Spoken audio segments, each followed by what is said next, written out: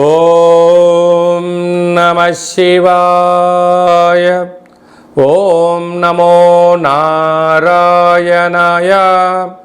కర్మ నివారణ నరదృష్టి నివారణ కాళభైరవాయ నమో నమః. ఓం దిగంబరాయ విద్మహే అశ్వవాహనాయ ధీమహి తన్నో శ్రీ ఉన్మత్త కాళభైరవ శ్రీ వారాహి శక్తి దేవ్యై నమోస్తుతే.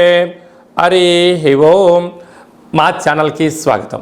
చూస్తున్న వీక్షకులకు ప్రేక్షకులకు ప్రియ కాళభైరవ భగవద్బంధులకి స్వాగతం పలుకుతూ మమ్మల్ని ఎంతగానో ఆదరిస్తూ ఉండబడినటువంటి ప్రియ సోదర సోదరీమణులకు స్వాగతం పలుకుతూ అందరిపైనను శ్రీ ఉన్మత్త కాళభైరవ స్వారికి ఆశీస్సులను కోరుకుంటూ ఎవరి గృహంలో కూడా కలతలు లేకుండా అష్ట కష్టాలు లేకుండా అష్ట ఐశ్వర్య ప్రాప్తిని కలిగించాలని కోరుకుంటూ వారు విద్యార్థులైతే విద్యార్థులు విద్య, ఉద్యోగస్తులైతే ధనము, వ్యాపారస్తులైతే వ్యాపార ఆకర్షణ కలిగి అన్నింటా విజయం సాధించాలని ప్రార్థన చేస్తూ కాళభైరవ స్వామి వారిని ఆశీర్వదించమని మనసారా కోరుకుందాం.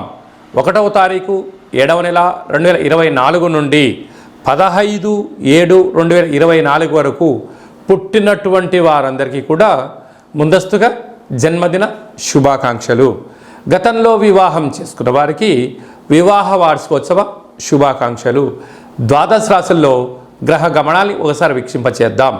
మేషరాశిలో కుజ భగవానుడు స్వక్షేత్ర సంచార స్థితి, వృషభ రాశిలో దేవగురు బృహస్పతి సంచార స్థితి, మిథున రాశిలో రవి శుక్ర సంచార స్థితి, కర్కాటక రాశిలో బుధ సంచార స్థితి, కన్యరాశిలో కేతు సంచార స్థితి, కుంభరాశిలో శని భగవానుడు స్వక్షేత్ర సంచార స్థితి, మీనరాశిలో రాహు సంచార స్థితితో ద్వాదశ రాశుల్లో గ్రహ గమనాలు ఈ విధంగా ఉన్నాయి.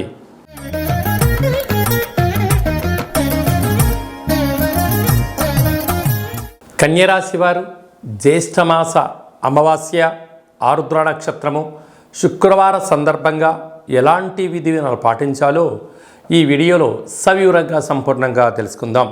కన్యరాశిలో ఏ నక్షత్రాలు వస్తాయిగా ఉత్తరా నక్షత్రంలో 2, 3, 4 పాదాలు, హస్తా నక్షత్రంలో 4 పాదాలు, చిత్తా నక్షత్రంలోని 1, 2 పాదం కలిపితే కన్యరాశి. చాలామందికి పుట్టినటువంటి కాల సమయంలో డేటా ఆఫ్ బర్త్లో లేనటువంటి కారణం వలన పేరు యొక్క మొదటి అక్షరాన్ని అనుసరిస్తూ రాశిని తెలుసుకునే ప్రయత్నం చేద్దాం.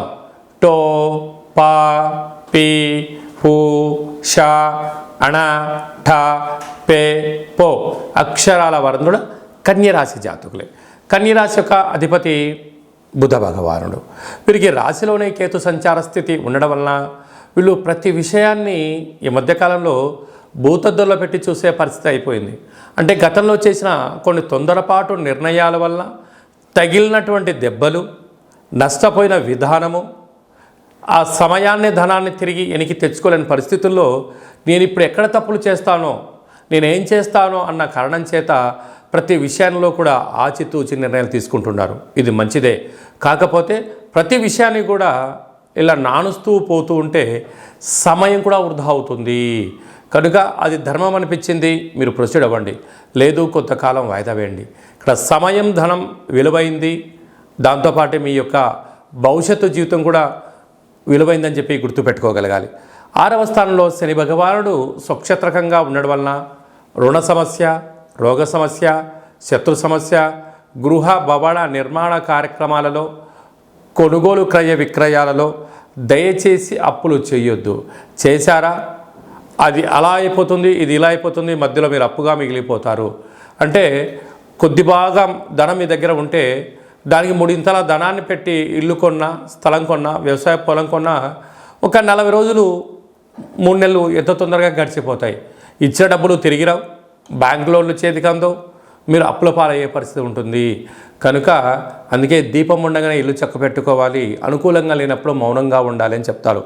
కనుక మీ దగ్గర ఎంత ధనం అయితే ఉందో ఆ యొక్క ధనానికి సరిపడ స్థలాన్నే భవనాన్ని కొనుక్కోండి, అప్పుల పాలు కావద్దు అని చెప్పి జ్యోతిర్విజ్ఞానం తెలియజేస్తుంది.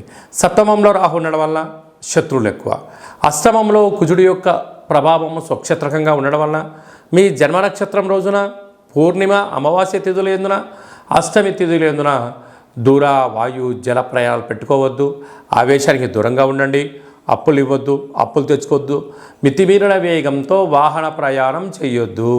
భాగ్యస్థానంలో దేవగురు బృహస్పతి సంచారం చేయడం వలన భార్యాభర్తల మధ్య విభేదాలు, ప్రేమికుల మధ్య ఆటంకాలు, పార్ట్నర్షిప్ వ్యవహార కార్యక్రమాల్లో స్వల్పమైనటువంటి భేదాభిప్రాయాలు వచ్చే అవకాశాలు ఉన్నాయి. కనుక వీటిని వినండి, చిరునవ్వుతో స్వీకరించండి. మీరు తొందరపడి మాటను జారవద్దు, రియాక్ట్ అవ్వద్దు. నెగిటివిటీని, శత్రువులను మూటకట్టొద్దు. ఏడాది తర్వాత రవి భగవానుడు మిథున రాశిలో శుక్రుడితో కలిపి సంచారం చేయడం వలన వృత్తులు, ఉద్యోగాలు, వ్యాపారాలు, విదేశాలకు వెళ్ళాలి, కొత్త ఉద్యోగ ప్రయత్నం చేసేవారికి ఇది చాలా మంచి కాలము అని చెప్పి గమనించాలి. లాభస్థానంలో బుధ భగవానుడు సంచారం చేయడం వలన మీ తెలివితేటలకు, బుద్ధిడికి మంచి కాలం అని చెప్పి గమనించాలి. కనుక అమావాస్య అనగానే అమ్మవారి పూజకు, కాలభైరవుడి పూజకు విశిష్టత. కళవు వెంకటనాయక అన్నట్టుగా వెంకటేశ్వర స్వామి వారికి ఒక తులసిమాలను సమర్పించడం, కాళభైరవ స్వామి యొక్క దీపము, కాళభైరవ స్వామి వారి యొక్క సౌభాగ్య ముడుపు, కాళభైరవ అష్టకాన్ని వినడం, పక్షులకు, కుక్కలకు ఆహారాన్ని దానం చేయడం వలన ఈ సమస్యలన్నీ తొలగిపోతాయని చెప్పి గమనించాలి. స్వయంవృత్తులు, సేవారంగాలు, వ్యాపార కార్యక్రమాలు, వ్యవసాయ సోదరిమణులు, హోటల్ వ్యాపారస్తులు, సాఫ్ట్వేర్, హార్డ్వేర్ ఉద్యోగస్తులకు చాలా మంచి భవిష్యత్తు ఉందని చెప్పి గమనించాలి.